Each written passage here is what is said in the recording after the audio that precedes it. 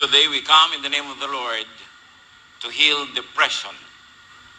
Maraming mga tao depressed ngayon kahit nung panahon ng Panginoong Jesus. Mark 6:31, then because so many people were coming and going that they did not even have a chance to eat, he said to them, come with me by yourselves to a quiet place and get some rest. The people serving with the Lord were overworked. Maraming ginagawa, konting oras para magpahinga, makakain man lang. And a lot of stress like this, similar to this, even done for good and for good reason, could cause depression. What Jesus did at the time was preemptive. He was trying to avoid depression coming into the lives of his people. Do not press to depress or avoid and do not cause depression. Huwag ipagpilitan na ma-depress. Huwag itulak ang sarili at ang kapwa to get into depression. Father, we thank you that you want us to rest. You want us to be relaxed and to enjoy your peace. We thank you that you care for us and for the details of our lives. We ask you now to continue to enlighten us, empower us to understand the mystery of your many words and teachings that can be applicable when we battle with depression. Be our speaker, our teacher, our healer. We seek you, thanking you in the name of your Son, Jesus. Why was depression very prevalent during the ancient times? Because many people were very oppressed. The ruling elite, the religious elite, the political elite made life very difficult for most of the people. Many of them lived and died in frustration. And frustration, being unable to express oneself, being unable to pursue one's dreams and aspirations, could lead to depression. In fact, sa maraming mga pamilya ngayon, pagka inaral ang mga statistics, maraming mga matitrace sa depression sa pamilya na may mga over-domineering elders, sa mga pamilya at sa mga religious groups na laging frustrated yung tao, yung will niya, lagi na lang sinisikil, pinipigil, itinatago. At pagka ito ay hindi nasusunod yung kagustuhan ng makapangyarihan, there's a lot of guilt, a lot of hiding, a lot of hypocrisy. And all of this, Jesus addressed. He knew that people were so tired, emotionally and spiritually, that they're about to break down. At yung mga pag-breakdown na yan yung mga tinatawag ngayon na depression. In fact, many of the emotional breakdowns that happened, even in the Old Testament, could be examined by clinical practitioners today as depression. Na dahil wala lang silang clinical terms nung araw and they did not have the scientific knowledge to understand the mechanics of this phenomenon, lagi na lang nila sinasabi, demonic possession. But actually, maraming symptoms sinasabi, depression. I have presided over some funerals of people who killed themselves because of depression. And it's one of the most difficult things for a pastor to do. One of the most difficult things to do is to comfort families who have lost a member to suicide. At pagka ang depression extreme, it leads to self-destruction like this one. Psalm 42:11. Why, my soul, are you downcast? Why so disturbed within me? Put your hope in God, for I will yet praise him, my Savior and my God. In other words, here, the singer, the writer, the musician is saying, don't be sad or disturbed. Don't be where you get disturbed. Don't linger at a point and place and time where you can become depressed. Sinasabi nga ng mga Arabs, close the door that brings in the draft. Kailangan iwasan na malagay sa lugar na magkakaroon ng depression. Kasi kung minsan, mahirap umalis.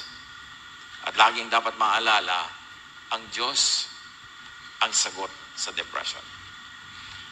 You come in the name of the Lord to address issues, to address problems, to address imbalances.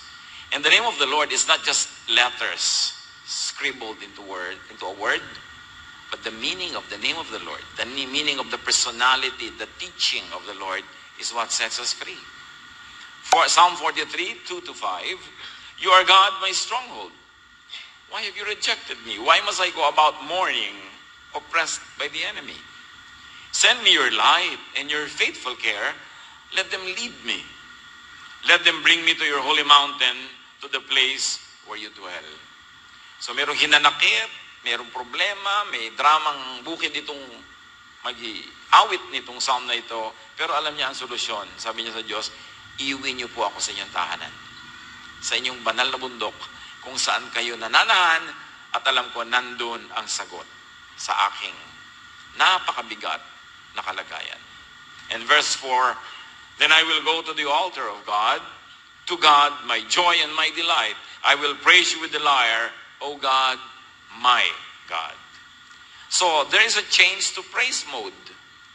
Dito pa lang makakita tayo ng prinsipyo, how to deal with the sadness, with extreme feelings of emotional, negative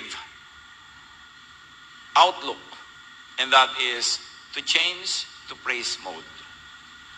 Pag tayo po ay natutokso na magreklamo, at sometimes valid naman yung mga reklamo natin, ireklamo, pero huwag magtagal. Change to praise mode. Hanapin ang dapat ipagpasalamat dahil marami. At ipagpasalamat. Maraming studies about the brain reveal that your thoughts change the shape of your brain. In other words, yung shape ng brain hindi siya permanent. Nag-iiba-iba siya. At kung anong iniisip mo, kung anong umiiral na isipin, naiiba ang shape ng brain. Kaya kung halimbawa, ang takbo ng utak mo ay napaka-negative na, wala ng pag-asa, malungkot, ibig sabihin yun ang shape ng utak mo, kailangan palitan mo yung shape na yan, at ang makakapagpalit niyan, ay ang iniisip mo na ipinapasok mo sa iyong brain. Change your thought, you will change the shape of your brain, you will change your outlook, and you will change your whole value system. Kaya ang sabi sa Romans 12:2, be changed by the renewing of your mind. Naiisip mo, nadadaan mo sa pag-iisip ang pag-shape ng iyong kaisipan. Kaya huwag magtagal sa mga negative, mga reklamo, mga lungkot, mga hinaing, kasi yun ang magiging shape ng utak mo. Kailangan change to praise mode. Think of what to thank God for, what to be happy about, and dwell about those things. Kaya sinasabi ng Thessalonians, so whatever is lovely, whatever is kind, whatever is beautiful, think about such things. Anong po pinag-iisip natin, mga kapatid? Remember, it is not the shape of our brain that brings the thoughts. It's the thoughts that shape the brain. Therefore, we are participants in shaping the brain. Meron tayong pwedeng gawin para yan maiba. What are the major signs of depression? Baka may nade-depress sa ating pamilya, nawawala. Pero I have seen so many families na kung kailan na lang may nangyaring tragedy, tsaka pa lang nila marirealize, ay, depressed pala yung anak namin. Depressed pala yung kapatid ko. Because many people are clueless. Sense of hopelessness is one sign. A constant sense of despair, of complaint. Yung wala nang maisip, wala nang lumala sa bibig, kundi mga puro reklamo sa buhay. And what are the effects of depression? There's difficulty in focusing on work, on any task, and there's also difficulty in enjoying life. Ang depressed person hindi nag-e-enjoy sa buhay. Kaya madalas gusto na niyang wakasan ang kanyang buhay. What are the major causes of depression? Some scientific study says that genetics have something to do with this, but very definitely brain chemistry. Brain chemistry, especially imbalance, can cause depression. That's why there are medicines. Medication can balance these hormones. Kaya mahalaga kung meron kayong pasyente, meron kayong mahal sa buhay na being given medication by a psychiatrist, to always take it on time in the correct dosage. Because when you miss it, the blood chemistry can change. I lost one dear friend to this. He's a German. And for the longest time, he has been taking medication for depression. And then some counselor, weight and bodybuilding counselor, yung mga ganyan, told him to stop his medication and change his entire diet. He did. After a few weeks, he committed suicide. Tumalon. Kasi yung depressed na tao, may ibang takbo ng utak yan. Mayroong ibang sign. Kaya importante to keep medicating until you are able to find some working substitutes because it is the blood chemistry. Another cause of depression is poor nutrition. Sabi nga niya, you are what you eat. So nakakapagpasaya, nakakapagpalungkot, nakakapag-depress ang mga kinakain natin. That's why your plate, your cup, your glass could be your gamot or your poison. It's important. Stress can cause depression. Kaya si Jesus sabi niya, sobrang daming tao, hindi kayo nakakapagpahinga, hindi kayo nakakakain. Iiwan muna natin sila, pupunta tayo sa isang lugar na hindi sila makakasunod para kayo makapagpahinga. Because Jesus was trying to save the sanity of His people. Grief, loss, or fear. Kaya marami pag namamatayan ng mahal sa buhay, kandidatong ma-depress. Pagka hindi iningatan, yung temporary dapat na grave grief can prolong and prolong and prolong until it becomes grave clinical depression. So do not press. Do not insist to depress the heart and the mind. Do not press to be depressed. Kasi mayroong mga tao, alaman nila o hindi, talagang isinusuong nila ang sarili nila into depression. Nalulungkot na nga, nag-iisa pa, ayaw pang sumama sa tao, ayaw pang kumain, ayaw pang maglibang, ayaw pang masiyahan. Anong gagawin mong kasunod nun? Iburol. Kaya dapat mga kapatid, pag nakaramdam kayo, parang wala akong gana sa buhay, huwag kayong sundin. Dapat, no, magkakagana ako dapat. Parang wala akong ganang kumain. Dapat lalo kang kumain. Pagka alam niyo po, ayaw kumain kasi wala akong gana. Dapat lalo kang kumain. Kasi, saan ka dadalhin niyang walang gana na yan? Mamamalnourish ka? And when you get so malnourished, your brain will be distorted. And the rule of life, which is to maintain life, will be reversed. That you would want to die. That there are people who are victims of such reversals. Life is the primary duty of life, but a distorted brain will put that upside down and will cause you to even destroy yourself. So avoid depression. Enjoy sufficient food and drink. Isang classic story and example of depression was the prophet Elisha. 1 Kings 19, 3-8. Natakot si Elias na mamatay. So, ano yung stressor dito that could lead to depression? Fear. Yung laging natatakot, kandidatong ma-depress. Kaya dapat gapiin yung takot, talunin yan, alisin sa buhay. So natakot si Elias na mamatay, kaya umalis siya at nagpunta sa Beersheba, iniwan niya roon ang kanyang utusan. So, nagbiyahe siya ng layo-layo, naglalakad lang, kasi tumataka siya kay Queen, killer, na gusto siyang patayin. So, eto na naman yung stressor that could lead to a depression, fatigue. Pag sobra kang laging pagod, hindi ka nakapagpapahinga, kandidato kang ma-depress. At mag-isa siyang pumunta sa ilang, another stressor, aloneness. We need healthy dosages of aloneness. Pero pag sobra kang laging alone, hindi yun ang intention ng Diyos para sa atin. Kasi sabi niya, it is not good for a man to be alone. Kailangan, meron tayong socialization, meron tayong ministration. Pagka mayroong isang kandila, di ba? Isang kahoy na nag-aapoy at nahipan siya ng malakas na hangin, mamamatay ang apoy. Pero kung patong-patong, tumpok-tumpok silang kahoy na nagliliyab, mas lumalakas ang hangin, mas lumalakas ang apoy. There is strength in togetherness. There is strength that we can draw from one another. That's why the fellowship is very, very important. Kaya lahat ng ginawa ni Jesus, sagot niya sa depression yung church, yung magkakasama kayo, nagtutulungan kayo, nagmamahalan kayo, antidote and even cure to depression. So balik dito kay Elias. Pagkatapos ng maghapong paglalakad, ay naupo siya sa lilim ng isang puno at nanalangin ng ganito, Yahweh, kunin na po ninyo ako. Ako po'y hirap na. Mabuti pa pong mamatay na ako. Susuriin natin kung paano siya nakarating doon. Lagi siyang natatakot, lagi siyang pagod, lagi pa siya nag-iisa, walang nakikipagbigay ng sense sa kanya, sense of belongingness, sense of security, and just good sense. Hirap siya, pagod, gustong mamatay. It is abnormal to want to die. Because the rule of life is to keep on living. Yun ang normal.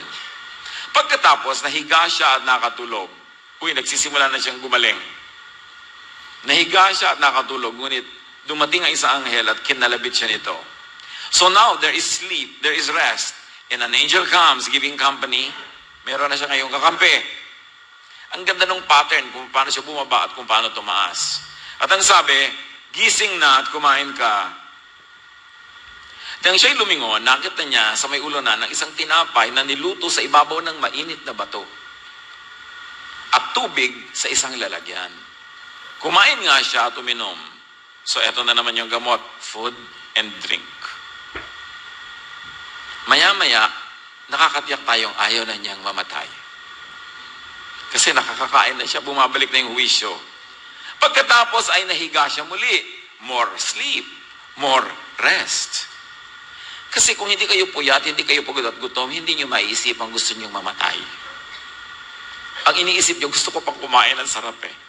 Gusto ko pang mahiga-higa, ang sarap magpahuya-huyaya, lalo tumuulan. Napaka-normal yun. Huwag kayong mag-guilty na gusto nyo mahiga, kumain, kasi nakakatakot ang kabaligtaran nun. Yung gusto nyo nang mamatay. Ngunit bumalik ang anghel ni Yahweh. Ginising siya muli at sinabi, bumangon ka at kumain. Napakahaba pa ng lalakarin mo. Kumain nga siya muli at uminom. Meron isang basic rule dito. Mga nagtatrabaho, mga pagod, food before sleep. Darating kayo sa bahay niyo, pagod na kayo, ayaw niyo nang kumain, matutulog na kayo. Sabi ng anghel, kumain ka muna. Kasi you will sleep on empty stomach. Baka mamatay ka pa ng gutom, sabi nila, dilat ka.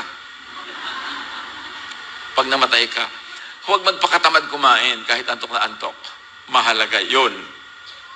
At ang pagkain ito'y nagbigay sa kanya ng sapat na lakas upang maglakbay ng 40 araw at 40 gabi hanggang sa Sinai, sa bundok ng Diyos. Can you imagine? Kanina gusto niyang mamatay. Ngayon, marathon na siya. 40 days and 40 nights, non-stop. Siguro nagpahinga naman, pero ibig sabihin lang, tuloy-tuloy ang kanyang paglalakbay into the mountain of God. This is very symbolic and metaphorical. Pumunta siya sa bundok ng Diyos. Ibig sabihin, bumalik siya sa calling, at this time is ready for more blessings kasi ang pinuntahan niya was the mountain of God. So here, there's revival and restoration. Remember, what brought him downhill was fear, diba? Pagod, gutom, pag-iisa. Kaya siya ay pinagpahinga, pinatulog, pinakain, sinamahan, revival. At pag in-apply natin yung basic principle na ito sa mga lungkot natin, ito man ay clinical depression o simpleng lungkot, yung pa rin ang katotohanan. Kailangan ka magpahinga. Anong pagpapahingahan mo? Kung sobra kang nalulungkot dahil merong namatay, merong nagkasakit, magpahinga ka muna sa idea na yun. Kailangan mong mapahinga. Kung meron kang mahal sa buhay na inaalagaan sa ospital na binilang na ng linggo, buwan, kailangan may mga kaibigan tayong lumapit sa mga, oy, magpahinga ka muna, ako muna magbabantay dito. Kailangan magpahinga. Hindi kataksilan sa minamahal natin na magpahinga. Kasi pag hindi ka nagpahinga, mamaya, pasyente ka na rin. Kaya importante na yung napapagod sa mga ganun, pinapalitan natin. Meron tayong, ako naman. Ano man yun na nakakapagod? O nakakapagod na magpaaral ng mga kapatid na mas bunso. O sasabihin naman ng isang kapatid, o ako naman ang mag-i-enroll sa kanila ngayong SEM na to. Kailangan natin ang pahinga sa anumang bagay na nakakapagod. Kasi pag hindi, hahatakin tayo to depression ng fear, fatigue, aloneness, lack of sleep and rest, lack of good food and drink. It's as basic as that. Humihirap lang ang gamutan pag lumala na. Kaya dapat huwag hayaang lumala. So, avoid depression, enjoy enough and lots of rest. Jonah 4:3-6. Ito isa pa na gustong mamatay. Mabuti pang mamatayin na lang ako, Yahweh. Mas gugustuhin ko pang mamatay kaysa mabuhay. Kasi again, Jonah was alone. He was alone in his mission. And there was a perceived failure. And there was fear. All these negative feelings. Sumagot si Yahweh, ano yung kinakagalit mo, Jonas? Pagkasabi nito, lumakad si Jonas papunta sa silangan ng lungsod at naupo. Gumawa siya ng isang silungan at do'y hinintay ko ano mangyayari sa lungsod.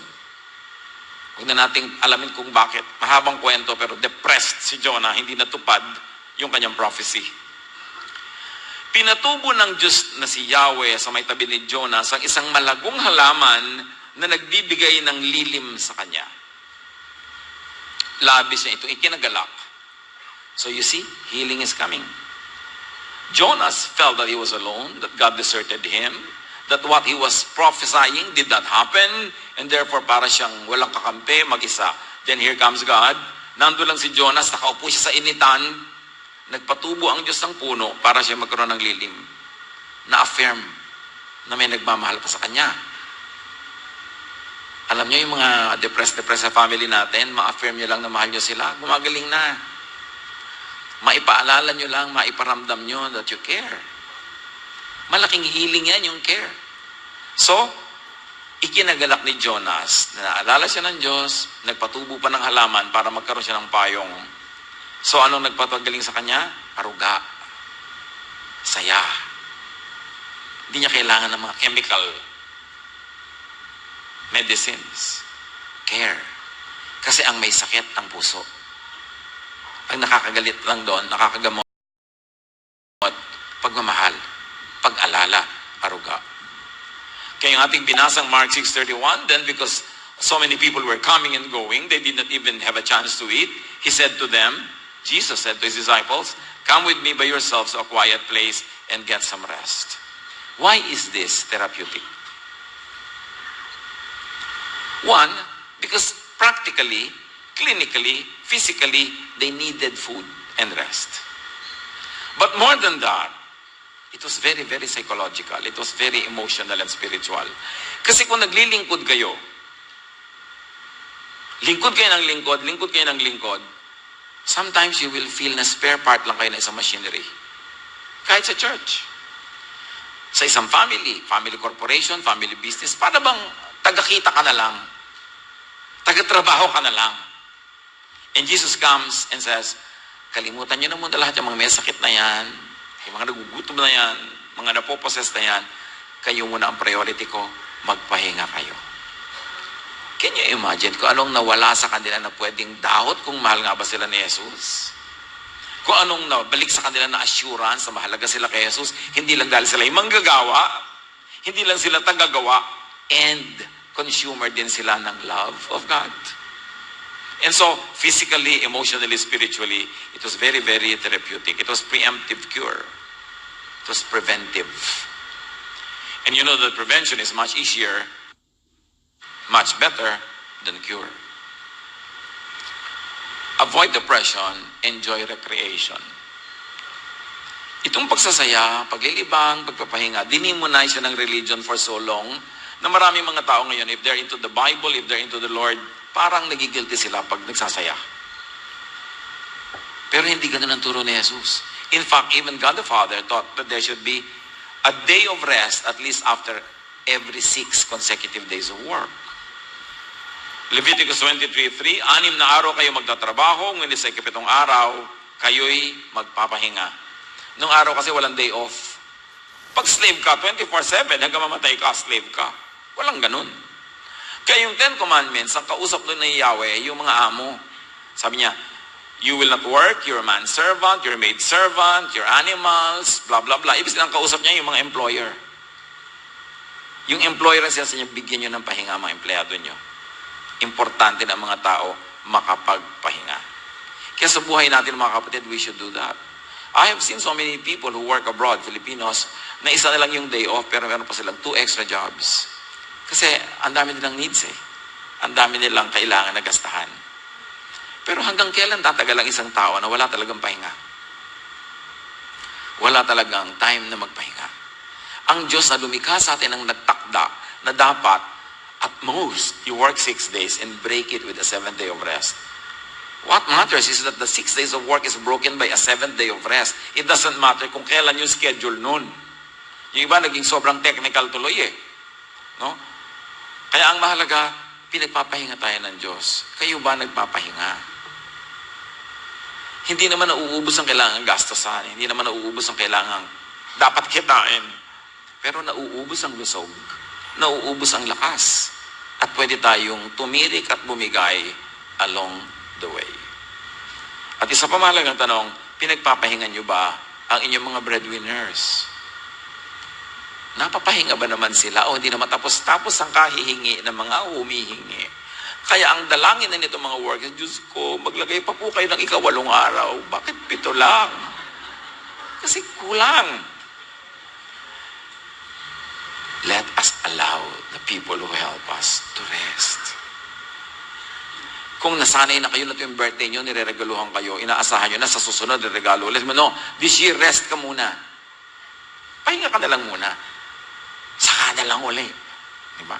Huwag araw-arawin, huwag lagi-lagi. Pag lagi kang nasanay na binibigyan ka, ikaw mag-volunteer, magpahinga ka muna. Hindi mo kailangang obligahin yung sarili. Kasi kung minsan na, obligan na lang nakasanayan na. Yung pala, depressed na yung tao. And we add to the depression of people. Enjoy connection with God. And how do you do that? Through godly thought. Fill your minds with thoughts that you know are pleasing to God. Isaiah 40:31. Ngunit muling lumalakas at sumisigla ang nagtitiwala kay Yahweh. Lilipad silang tulad ng mga agila. Sila itatakbo ngunit hindi mapapagod. Sila ilalakad ngunit hindi manghihina. And this is when you are connected with the Lord. Through thought. Ano yung connection na yon? That you fill your thoughts with God thoughts, not demon thoughts. That you fill your thoughts with thoughts of love, of care, of forgiveness. Thoughts that are restful, that make you relax. Hindi nakakapagpahirap ng loob at nakakapagod ng puso. And of course, very importantly, avoid depression, enjoy your connection with your kapwa-tao. Mahalaga makipagkapwa. Ang ituro natin sa mga bata na skill, hindi lagi kang manalo sa competition, kundi yung dapat kang makipagkapwa-tao. Dapat kang makipagmabutihan sa iyong mga classmates. Dapat kang makisalamuha, makisangkot sa iyong mga pinsan. Hindi mo dapat kailangan lagi ikaw ang panalo, ikaw ang bida. Kailangan mag-blend ka. Because your security is in blending with the environment, not in standing out. Kahit sa business, hindi na uso ngayon yung sa very advanced school of thought ng business, yung competition. Dapat na cooperation. Kahit sa ating bansa nga, di ba, one town, one product ang pinopromote na ng Department of Trade and Industry.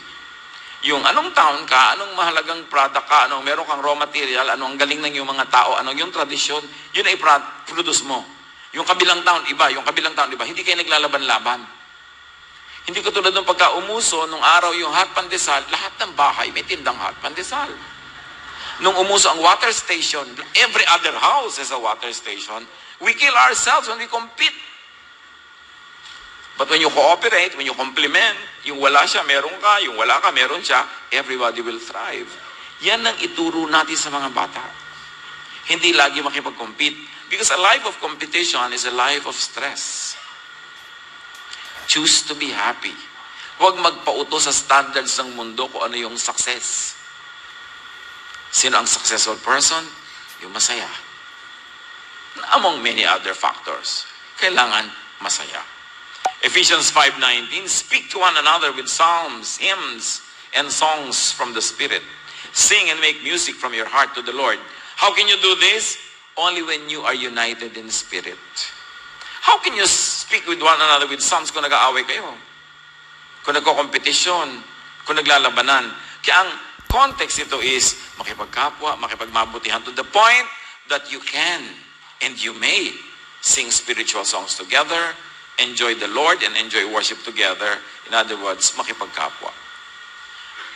That's why I always implore you, mga kapatid, to join a sambahay. Bakit?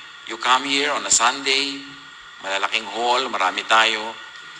Pero pag nagkasakit kayo, sino ang dadalaw sa inyo? Ng mga taga-church. Pag may ipinakasal kayong anak o kinasal kayo, sino magre-regalo ng baso? Puro baso, puro pichel. Diba?